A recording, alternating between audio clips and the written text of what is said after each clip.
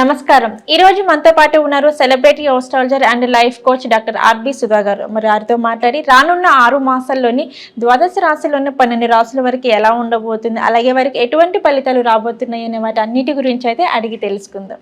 నమస్కారం అమ్మ. నమస్కారం అమ్మ. మేడం, మనము సాధారణంగా చూసుకున్నట్లయితే వార ఫలాలు చేసుకుంటాం, మంత్లీ ఫలాలు ఇవన్నీ చేసుకుంటూనే ఉంటాం. సో ఏ రాశి వారికి ఎలా ఉంది అనేది మనం తెలుసుకుంటాం. కానీ ఏంటంటే మనకి రాబోయే 6 నెలల్లో ద్వాదశ రాశుల్లోని 12 రాశుల వారికి ఎలా ఉండబోతుంది అంటారు? ఇప్పటికైనా సరే మనం రాశి ఫలితాలు చూసినప్పుడు గోచారం చూసుకోవాలి. గోచారం చూసుకునేది కూడా మనం ఏంటంటే ఎక్కువ మేజర్ ప్లానెట్స్ మనం చూస్తాం. అంటే రాహు కేతువులు చూస్తాము, అలాగే గురు చూస్తాము, శని చూస్తాము. మిగతా ప్లానెట్స్ అంటే ఏంటి, సన్ ఏంటంటే 30 రోజులకు ఒకసారి మారడం, చంద్రుడు అయితే 2.5 అట్లాగా రోజులకు మారడం, అలాగే బుధుడు కానీ మళ్ళీ వీనస్ శుక్రుడు కానీ మనకి ఏంటంటే 30 రోజులు, 40 రోజులు, 45 రోజులు ఇలా మారుతూ ఉంటారు. కానీ మోస్ట్ ఇంపార్టెంట్ ఇప్పుడు వచ్చే 6 నెలలది మాట్లాడుకోవాలంటే మనకి గురుడేమో మనకి వృషభంలో ఉన్నారు, అలాగే రాహు ఏమో మనకి మీనంలో ఉన్నారు. మోస్ట్ ఇంపార్టెంట్ ప్లానెట్ శని భగవానుడు. అంటే ఇందాక నేను మెన్షన్ చేయలేదు అందుకని ఇప్పుడు మోస్ట్ ఇంపార్టెంట్ అంటున్నాను. మోస్ట్ ఇంపార్టెంట్ ప్లానెట్ శని భగవానుడు ఇప్పుడేమో కుంభంలో ఉన్నారు. కుంభశని రిట్రోగ్రేడ్ అయి ఉన్నారు. నవంబర్ 15th వరకు అలాగే ఉందన్నమాట. అలాగే కేతు ఏమో మనకి కన్యలో ఉన్నారు. అండ్ ఆల్సో మనం వచ్చే నెలలో చూస్తే ఇప్పుడు శ్రావణ మాసం స్టార్ట్ అయిపోయింది అనుకుందాం, లేకపోతే శ్రావణ మాసం వస్తుంది. సో ఈ సన్ ఏమో మూమెంట్ ఏమో ఎవ్రీ 30 daysకి ఉంటుంది. ఎప్పుడేమో మనకి సింహం నుంచి వచ్చేస్తున్నారు అనమాట. అంటే కర్కాటకం నుంచి సింహానికి, సింహం నుంచి మనకి దిగుతున్నారు. అలాగే బుధుడు కూడా ఏంటంటే ఎస్పెషలీ ఆగస్ట్ నెలలో రిట్రోగ్రేడ్ అవుతున్నారు అనమాట. అలాగే శుక్రుడు కూడాను మనకేమో మంచి పొజిషన్లో కూడా ఉన్నారు. అంటే ఏంటి ఇప్పుడు ప్రస్తుతం చూసామంటే సింహం కానీ కర్కాటకం కానీ ఎక్కువ కాన్సన్ట్రేషన్ ఉందన్నమాట. సో ఇవి జనరల్ పరిస్థితులు. అంటే ఈ దాన్ని బట్టే మనం రాశి ఫలితాలు అనేది చెప్పుకోవడం జరుగుతుంది అనమాట. అండ్ ఆల్సో దీని స్ట్రెంగ్త్ ఎలా ఉంది, ఒక్కొక్క గ్రహం స్ట్రెంగ్త్ ఎలా ఉందో చూసుకుని దాన్ని బట్టి మనం రాశి ఫలితాలు అనేది నిర్ధారించుకుంటూ ఉంటాము. అమ్మ, కుంభరాశి, మరి కుంభరాశి వరకు వచ్చేసి వీరికి కూడా ఏలినాటి శని ఉంది, అందులో మూల ప్రభావం అనమాట, మూల త్రికోణం. అవునవును. మరి వీరికి కూడా ఈ 6 నెలలు ఎలా ఉండబోతుంది, మరి ఎటువంటి ఫలితాలు రాబోతున్నాయి అంటారు? వీరికి కూడా మనం ముఖ్యంగా చూసుకున్నట్లయితే ఎవరైనా సరే ఏలినాటి శని ప్రభావం ఉంది అంటే మరి నాకు ఎలా ఉంటుంది? జనరల్ గా ఏంటంటే శని ప్రభావం ఎలా ఉంటుంది అంటే శని ప్రీతి పొందితే కనుక ఆయన అంతులేని సంపద ఇస్తారు అనమాట. కుంభశని అంటే అదే కుంభవృష్టి అంటాం. కుంభవృష్టి అంటే మన అనుకోని దానికన్నా నిధి మన దగ్గరికి రావాలి, అనుకోని దానికన్నా ఎక్కువ అన్నది మనం అనుకోలేము, ఊహించలేము అనే లెక్క అనమాట. కానీ ఏలినాటి శని ప్రభావం అదొకటే కాకుండా 2వ ఇంట్లో రాహు ఉన్నాడు. తప్పక వీళ్ళకి డబ్బు అనేది ఆర్థికంగా ఎదుగుదల అనేది ఉంది.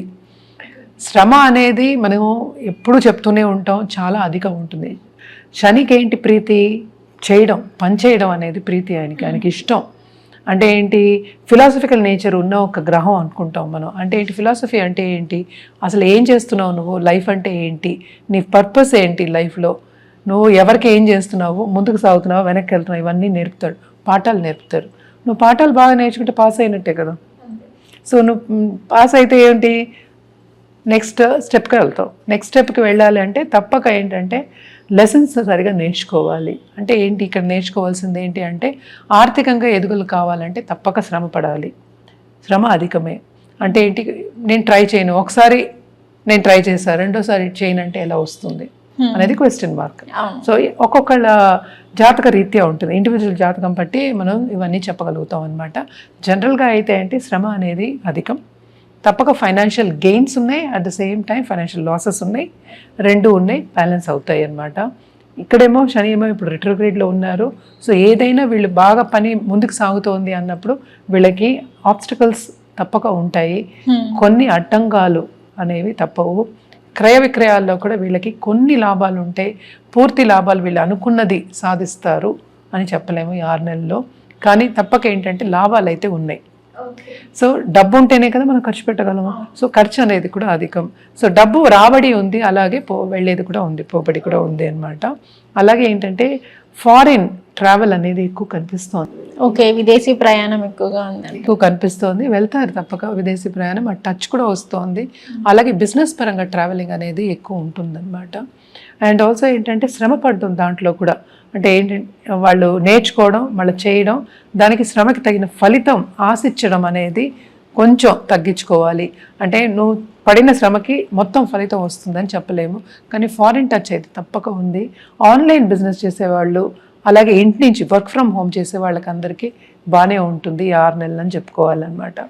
ఎక్కడ జాగ్రత్త పడాలి అంటే హెల్త్ విషయం సెన్సిటివ్ అవుతుంది, అలాగే కుటుంబాల్లో కొన్ని డిసగ్రిమెంట్స్, విభేదాలు వచ్చే ఛాన్సెస్ ఎక్కువ కనిపిస్తున్నాయి. కొంచెం ప్రాపర్టీ విషయంలో జాగ్రత్త పడండి అని చెప్పుకోవాలన్నమాట. ఎందుకంటే మనకి ఉన్నది మనం కాపాడుకోవాలి కనుక ఇవన్నీ జాగ్రత్తలు తీసుకోవాలి. అలాగే ఈ రాశిలో ఉన్న పాలిటీషియన్స్ కానీ బిజినెస్ పీపుల్ కానీ మిశ్రమంగా 50-50 మిశ్రమంగానే ఉంటుంది అని చెప్పాలి. ముందుకు సాగుదాం, దూసుకెళ్దాం అనుకునే వాళ్ళందరికీ కొంచెం జాగ్రత్త, అంటే స్పీడ్ తగ్గుతుంది అని చెప్పడం అనేది జరుగుతుంది అనమాట. సో జనరల్గా మనం అందుకనే కుంభరాశి వాళ్ళకి మిశ్రమ ఫలితాలని చెప్తున్నాం అనమాట. మరి వీరికి కుంభరాశి వరకు వచ్చేసి 6 నెలల్లోనూ కొంచెం మిశ్రమ ఫలితాలే ఉన్నాయనేసి చెప్పారమ్మా. మరి వీరికి ఇంకా ఆర్థికంగా బాగుండాలి అన్నా కానీ, సో కుటుంబ పరంగా బాగుండాలి, సో అన్ని విధాలుగా బాగుండాలి అంటే మరి వీరు ఎటువంటి పరిహారం చేసుకోవాలి? తప్పక వీళ్ళు ఏంటంటే దుర్గాదేవికి ఫస్ట్ చేయాలి, ఎందుకంటే Rahu 2nd house, okay, and also Kumbham, so ఎక్కువ దుర్గాదేవికి చేసుకోవాలన్నమాట. అండ్ శనివారం చేయొచ్చు, మంగళవారం చేయొచ్చు అనమాట. ఎర్ర పువ్వులతో పూజ చేస్తే కొంచెం ఏంటంటే ఆబ్స్టకల్స్ అనేవి తగ్గుతాయి. అలాగే గణపతికి మనకి తెలుసు, ఎప్పటికైనా ఏమైనా వచ్చాయంటే, ఆటంకాలు వచ్చాయంటే మనం గణపతికి ఫస్ట్ చేయమని చెప్తాం. ఎప్పుడైనా గణపతికి చేసిన తర్వాత ఏ పూజలైనా జరుగుతూ ఉంటాయి అన్నమాట. అలాగే వీళ్ళు ఏంటంటే హోమాలు అవి చేయొచ్చు. అంటే ఏ హోమాలు చేయాలి అంటే మన నవగ్రహ హోమాలు, అలాగే లక్ష్మీ గణపతి హోమాలు చేయడం కూడా చాలా మంచిది. ఎందుకంటే అడ్డంగాలు తొలగిపోవాలంటే ఇవే ఎక్కువ చేయమని చెప్తాం. కానీ నిత్య పూజలు ఎవరికి వాళ్ళు చేసుకోవడం అనేది ఎక్స్ట్రీమ్లీ ఇంపార్టెంట్ అనమాట. అలాగే కొత్తగా పెళ్లి కావాలి అనుకున్న వాళ్ళు, మ్యాచెస్ చూస్తున్నారు అనుకున్న వాళ్ళందరికీ ఏంటంటే కుమారి పూజలు చేయమని చెప్తూ ఉంటాం అనమాట. కుమారి పూజలు చేసినప్పుడు ఏంటంటే కుమారి వాళ్ళ బ్లెస్సింగ్స్ ఉంటాయి కనుక కొంచెం ముందుకు సాగచ్చు. ఎందుకంటే కుటుంబ స్థానంలో మనకి రాహు ఉన్నాడు. సో తప్పక కుమారి పూజలు, దేవి పూజలు చేయడం అనేది ఎక్స్ట్రీమ్లీ ఇంపార్టెంట్. అన్ని రాసుల వారు ఏంటంటే జనరల్గా పరిహారం చేయాలి అంటే అమ్మవారిని కొలవడం అనేది వెరీ ఇంపార్టెంట్. అంటే ఏంటంటే అందరికీ లక్ష్మి కావాలనుకుంటారు కదా, లక్ష్మీదేవి స్వరూపానికి ఎస్పెషలీ ఏంటంటే లక్ష్మీదేవి విత్ కుటుంబం, అంటే ఏంటి విష్ణుమూర్తి ఉన్న ఒక ప్రతిమని తీసుకుని చేయడం అనేది వెరీ ఇంపార్టెంట్ అనమాట. ఫ్యామిలీతో ఉన్న ఫోటోలు తీసుకుని చేయడం చాలా ఎక్స్ట్రీమ్లీ ఇంపార్టెంట్. సంపద కావాలి, అలాగే అందరూ కోరుకునేది ఏంటి, ఎప్పుడు ప్రమోషన్ వస్తుంది, ఎప్పుడు నాకు ఇంక్రిమెంట్ వస్తుంది అంటూ ఉంటారు. మిగతా బిజినెస్లో ఉన్న వాళ్ళు కూడా అదే కోరుకుంటారు కనుక తప్పక లక్ష్మీదేవికి పూజ చేయడం, నిత్యం పూజ చేయడం అనేది వెరీ ఇంపార్టెంట్ అనమాట. చేసుకుంటూ ఉంటే ఏంటంటే ఆ బ్లెస్సింగ్స్ అనేవి వస్తూ ఉంటాయి మనకి, ఇంకా అంతకన్నా ఏం కావాలి. ఓకే అమ్మ, కుంభరాశి వరకు వచ్చేసి 6 మాసాల్లోనే మరి వీరికి ఎలా ఉంటుంది అనే దాని గురించి అయితే తెలియజేశారు. ధన్యవాదాలు అమ్మా.